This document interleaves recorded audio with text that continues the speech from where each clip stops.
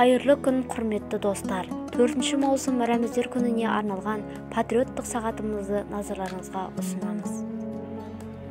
1992 жылы 4 маусым тарихи күн. Сол кезде Республика Жоғарғы Кеңесі тәуелсіз Қазақстан Республикасының мемлекеттік туы мен елтаңбасын бекітті. 1992 жылы маусым айында тұңғыш президент Нұрсұлтан Әбішұлы Назарбаев ұлт туына тағзым етті.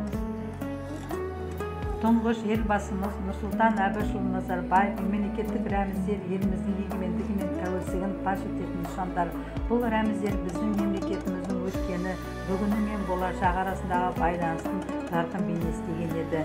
Мемлекеттік рәміздер халқымыздың рухын, ұлттық салт санасын, қаһармандығы мен даналығын, болашаққа үмітін, арман тілегін жеткізу ерекше құнды белгілер. Желбіреген аспан түстес байрағымыз халқымыздың арманын асқақтататын қыран бүркіттей елімізді аспан әлемінде қалықтатып тұр.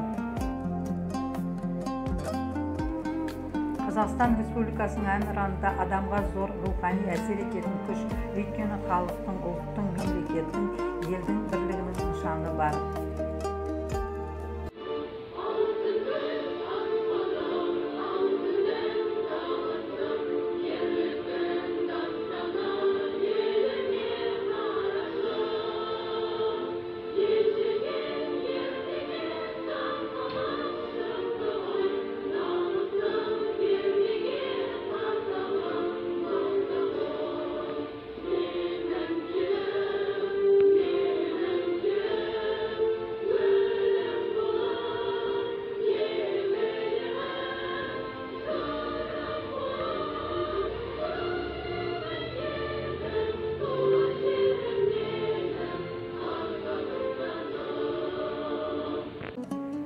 Ер таңба, қазақта шаңырағың биік керген кең, босаған берік болсын деген тілек сөз бар. Ер таңба авторлары осы сөздерді басшылыққа алған.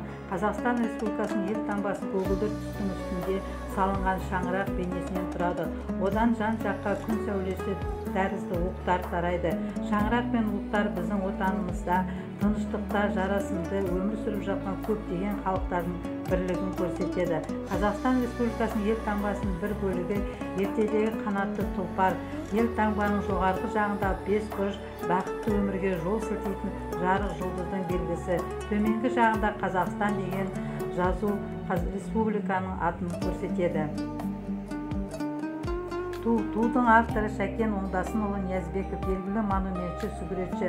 Біздің туымыз көгілдір түсті, төрт бұрышты мата. Ол бірлік пен аман есендікті көрсетеді. Оның қақ ортасындағы сәулесін шашқан алтын күн тыныштық пен байлықтың белгісі. Қазақ халқы сонау ерте заманнан бері қыранды киелі қасиетті құс деп есептеген. Туда қыранның орын алуы тәуелсіздік алған Қазақстан қыран сияқты биікте болсын, қыран сияқты ғұмыр ұзақ болсын деген ойдан туған. Тудың салын ойлай, ұлттың ойы өрнек салынған тік жолақ қазақ елінің өзіндік сипатын, танымдық бейнесін көрсетеді.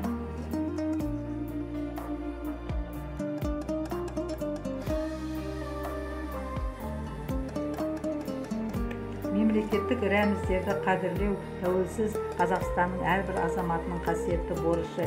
Мемлекеттік рәміздерді құрметтеу елді, халықты, тарихты, әдет-ғұрыпты, салт-дәстүрді қастерлеу болып табылады.